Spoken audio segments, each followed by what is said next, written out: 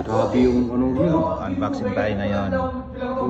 Unboxing tayo ng Motorola. Ito yung sa headset lang. Ito yung ano. Ha? Cellphone. Ano naman? Buksan mo. Headset ba yan?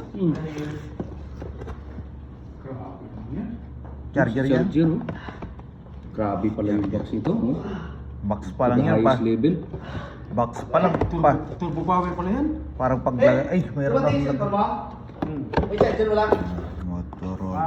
Cord lang. Pero Cord lang. sakto yung ulo. Sa iPhone parehas lang. Type C. Oo. Pero di ano ko yung ano, Unboxing tayo yan.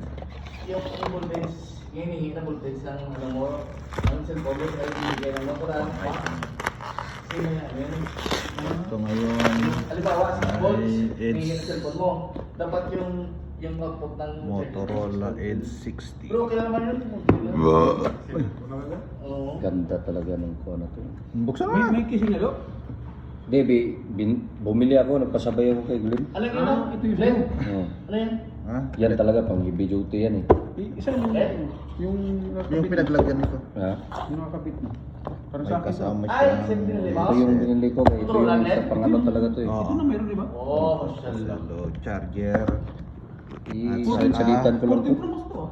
Di ah? Edge 15 yan? Tingnan niya. Uy, gusto mo Hindi yan magkasya sa ano? Edge 60. Kanina yung Edge direct. Siya yan? Uy, grabe. Masyadong. Guys, ito.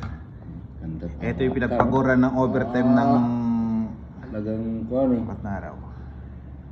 Rick, Babay sabi